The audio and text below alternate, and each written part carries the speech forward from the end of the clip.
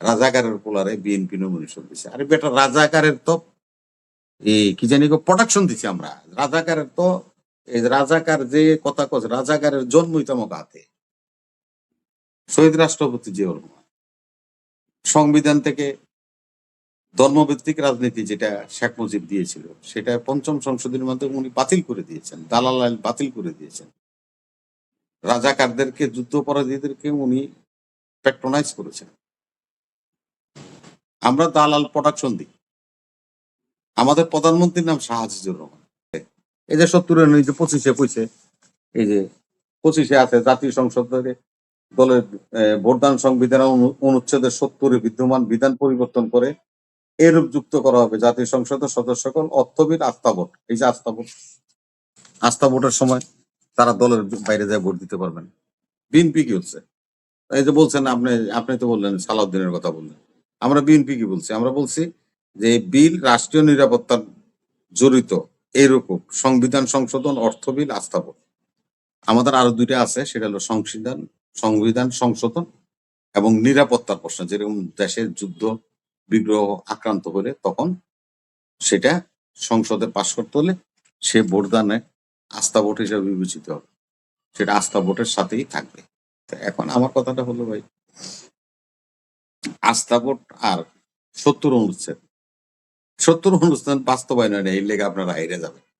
এটা কে বলছে? আপনার 70 অনুচ্ছেদ যদি থাকেও, যদি নাও থাকে, বা যেটা আছে আপনারা বলতেছেন 25-এ জুলাই সনদের, তাও যদি বাস্তবায়ন হয়, তাহলে তো ভোটটা আস্থা।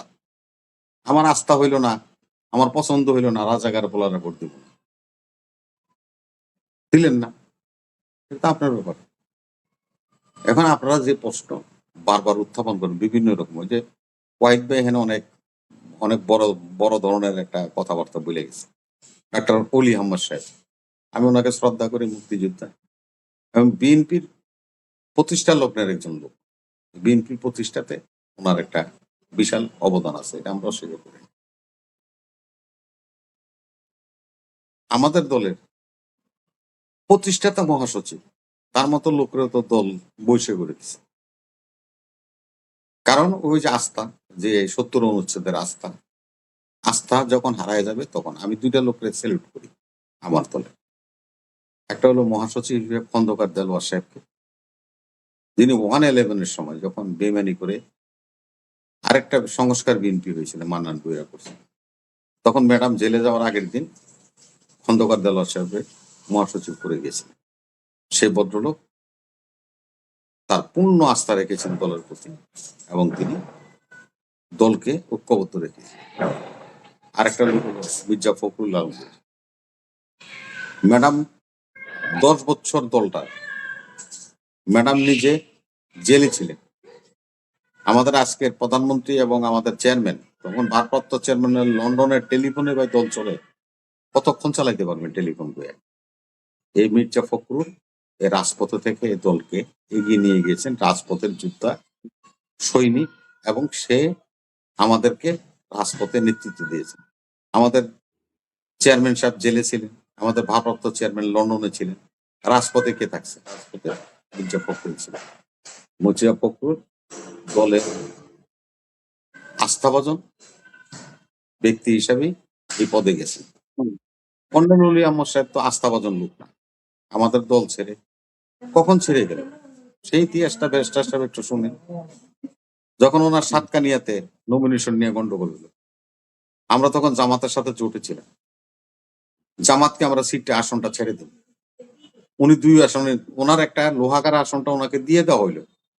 তারপরে উনি সাতকানিয়াতে এসে ফরম কিনে সেখানে উনি নমিনেশন জমা দিলেন। তখন ম্যাডাম ক্ষুব্ধ হয়েছেন এবং পরবর্তীতে সে দল থেকে চলে গেছে, বাধ্য হয়েছে। এই জামাতেরকে জোট থেকে বাইর করে দিল তো অলি আহমদ। এরপরে যে পরবর্তীতে আমরা যে আন্দোলন সংগ্রাম করছি 17 বছর, হয়তো যুগপত আন্দোলন। ওই জামাতের সাথে তো আমাদের জোট ছিল না, যুগপত। আমরা তো 4 দলীয় জোটের জামাতের একটা অন্যতম শরিক। এই শরিক চলে গেল এই কর্নেল অলি আহমদের গুতাগুতিতে, জামাত আমাদের কাছ থেকে সরে চলে গেল, জোট থেকে বেরিয়ে গেল। এখন কর্নেল উলি আহমদ সাহেব ওনাদের কাছে খুব পেয়ারা মানুষ। উনি ডক্টরেট, ওনার এই আছে, ওনার অনেক প্রোফাইল অনেক বড়। আপনারা এখন ভাষণ দিচ্ছেন, তা আপনারা আগের কথাটা একটু কন শুনি, সেটা বলেন। পিটার বাগ করেন, এই বাগ ভালো না আপনারা, আমি বলি। কর্নেল উলি আহমদ সাহেব সরাসরি রয়ের লোক, ভারতের রয়ের লোক হলো কর্নেল উলি আহমদ সাহেব। তার সাথে আমাদের পার্টির দ্বিমত আছে। কখন দ্বিমত হয়েছে? অনুপ চেটিয়াকে যখন ফেরত দেওয়ার কথা ভারত সরকার চাপ দিচ্ছিল, কিছুদিন কিন্তু উনি স্বরাষ্ট্রমন্ত্রীও ছিলেন, কর্নেল উলি আহমদ সাহেব।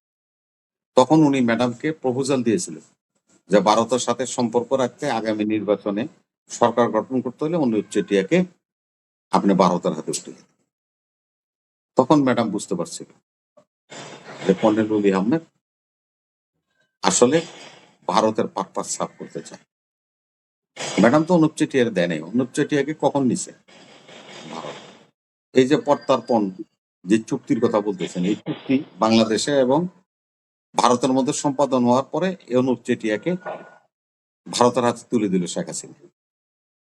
যে কথাটা আমাদের প্রধানমন্ত্রী এখন বলছেন, ওই প্রত্যার্পণ চুক্তি, যে চুক্তির মাধ্যমে আপনি অনুপ চেটিয়াকে বাংলাদেশ থেকে নিয়ে গেছিলেন দিল্লিতে, আমরাও হাসিনাকে বাংলাদেশে ফেরত আনতে চাই। ফেরত না দেওয়া পর্যন্ত কোনো দ্বিপাক্ষিক সম্পর্ক চলবে না, কোনো সফর চলবে না, কোনো আলাপ আলোচনা চলবে না।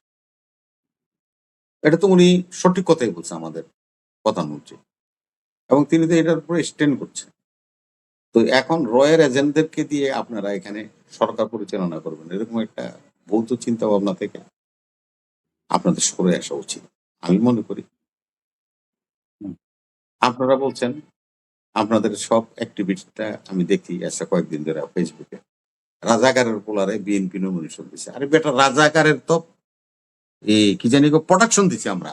রাজাকারের তো এই রাজাকার যে কথা কছ, রাজাকারের জন্মই তমক হাতে। শহীদ রাষ্ট্রপতি জিয়াউর রহমান সংবিধান থেকে ধর্মভিত্তিক রাজনীতি যেটা শেখ মুজিব দিয়েছিল, সেটা পঞ্চম সংশোধনীর মাধ্যমে উনি বাতিল করে দিয়েছেন, দালাল আইন বাতিল করে দিয়েছেন। রাজাকারদেরকে, যুদ্ধপরাধীদেরকে উনি প্যাট্রোনাইজ করেছেন। আমরা দালাল প্রোটেকশন দিই। আমাদের প্রধানমন্ত্রীর নাম শাহ আজিজুর রহমান। তারপরে কোন আব্দুল আলিম মন্ত্রী ছিল, কে নিয়েছিল? কি ছিল না, এই যে ইয়ের বাবাইও, এই ফখরুলের বাবা চগা মিয়া, সে আমাদের এমপি ছিল, মন্ত্রী ছিল। আমরা রাজাকার উৎপাদন করি, রাজাকার পোলারা নমিনেশন দিচ্ছি, মানে রাজাকার তো আমরা তৈরি করি, আমার ফাউন্ডার। তা আমাদের তো অসুবিধা নেই। আপনারা বীর বিক্রম কোহলি আহমদ সাহেবরে নিলেন কি কারণে? আপনারা তো স্বাধীনতারই বিশ্বাস করেন না। ৭১ তো রাজাকার ছিলেন, এদেশের স্বাধীনতার বিরুদ্ধে আপনারা অস্ত্র ধরছেন, পাকিস্তানকে সাহায্য করছেন, পাকিস্তানের সোলজারদেরকে সাহায্য করছেন। আপনারা এখন এত পীড়িত হয়ে গেল। স্বাধীনতা যুদ্ধে অংশগ্রহণ করছে বীর মুক্তিযোদ্ধা, বীর বিক্রম খেতাবদারি লোকরাই না রাষ্ট্রপতি বানাই গেছে। আর মানুষের কাছে কোন বিএনপি রাজাকার পোলারে নমিনেশন দিচ্ছে। কি কয় না কয়, সুই আর জাজরের গল্প। এদের কথার কোনো মানে বাংলা ভাষা কই আগাগোড়া নাই। যে সময় যেটা আগে হেডই কয়। আরে পাবলিক এত ওই একটু খারাপ ভাষায় কই, এত শ্রোত মনে করেন না পাবলিক। পাবলিক করলে এগুলো বুঝে, বুঝছেই কিন্তু আমাকে মেজরিটি করছে, এমনি করে নাই তো। হাল পারে কোনো লাভ আছে? অলি আমাদের রাষ্ট্রপতি বানাবেন, দিছেন, প্রার্থী দিছেন, দেন। আওয়ামী লীগের সময় তো আমরা রাষ্ট্রপতি নির্বাচন করছি ৩টা। আওয়ামী লীগ তো একদিনও একটা বিরোধী দল থেকে রাষ্ট্রপতি দেয়নি। আওয়ামী লীগ দিয়ে দেওয়া ছিলেন ৯১ সালে, ওই যে বিচারপতি বদরুল হায়দার চৌধুরী আমাকে রাষ্ট্রপতি নির্বাচনে খাড়া করে দিয়েছিল আওয়ামী লীগের দিয়ে, যে নাকি গোলাম আজম সালাম করছিল, নিজামী মুজাহিদিরে সালাম নিয়ে দোয়া করে নিয়ে উনি ভোটে খারাইছেন। সে সময় ক্রিমিনালি করছেন, খাড়া করাইছেন। এরপর ২০০১ সালে বদরুল চৌধুরী রাষ্ট্রপতি ছিল, তারা বাদ দিয়ে দিচ্ছে। বদরুল চৌধুরী যখন রাষ্ট্রপতি হয়েছে, বিরোধী দল ছিল আওয়ামী লীগ, মেজরিটি। কই তারা তো প্রার্থী দেয়নি। আমরা ইয়াজউদ্দিন সাহেবের রাষ্ট্রপতি শেষ পর্যায়ে কই শেষ আওয়ামী লীগ করতে তো হবে। কোনো প্রার্থী দেয়নি। আওয়ামী লীগ তো প্রার্থী দেয়নি। আপনারা প্রার্থী দিয়েছেন, আপনাদেরকে কনগ্রাচুলেশন জানাই। এটা গণতন্ত্রের বিউটি, এটার জন্য আমি আপনাদেরকে ধন্যবাদ জানাই। কিন্তু এটা নিয়ে যে মুখরোচক গল্প বানান ৭০ অনুচ্ছেদ, ৭০ অনুচ্ছেদ মানে ভোট মানে আস্থা, ভোটের ভাব, ভোটের ভোটের প্রনাউন্সিয়েশনটা কি এটা আগে বুঝতে হবে যে ভোট কি। ভোট হলো আস্থা, তার মানে ভোট আস্থা হইলে আমি নুকাই দিমু, আস্থা হইলে আমি দানের শেষে দিব, আস্থা হইলে আমি দাঁড়িপাল্লা দিব, আস্থা না হইলে আমি দিব না। তা আস্থা ভোট, এটা তো ৭০ অনুচ্ছেদ আস্থা ভোটের কথা বলা আছে। ৭০ অনুচ্ছেদে বিকৃত করে এখানে কোন রকম জল ঘোলা করার কোনো অবকাশ নাই। তাহলে প্রেসিডেন্ট নির্বাচন হোক, জিয়াউর রহমান রাষ্ট্রপতি আছিল, সে তো ভোটের মাধ্যমে হয়েছিল। সাত্তার সাহেব রাষ্ট্রপতি ছিল, ভোটের মাধ্যমে হয়েছে।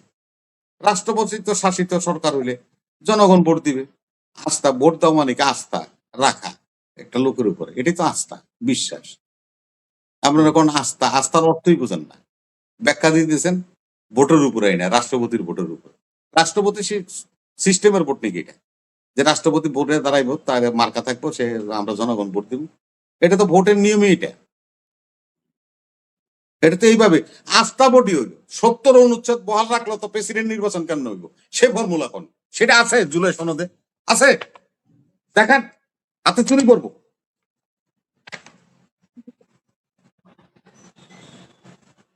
তখনও প্রেসিডেন্টের ভোটে ওইভাবেই হবে, অন্য কোনো পথ নাই। তো যদি ভাইস মিনিস্টার সরকার হয়, প্রধানমন্ত্রী তো শাসিত সরকার হলে এই রাষ্ট্রপতির ভোট ৭০ অনুচ্ছেদ থাক, নাহলে আপনি বুড়িগঙ্গা ফেলাই দেন, ভোট এইভাবেই হবে, বিকল্প তো নাই। তিনি তো, এটা রাষ্ট্রপতি শাসিত সরকার না, যে রাষ্ট্রপতির একটা ভোট হবে, ওনার একটা মার্কা থাকবে, ওনার প্রতিনিধি থাকবে, সারা দেশের মানুষ 18 কোটি মানুষ ভোট দেবে। এটা প্রধানমন্ত্রী শাসিত সরকার, সেহেতু ভোট হওয়ার নিয়মে এই সংবিধানে এইভাবেই আছে, সব রাষ্ট্রে এইভাবে আছে।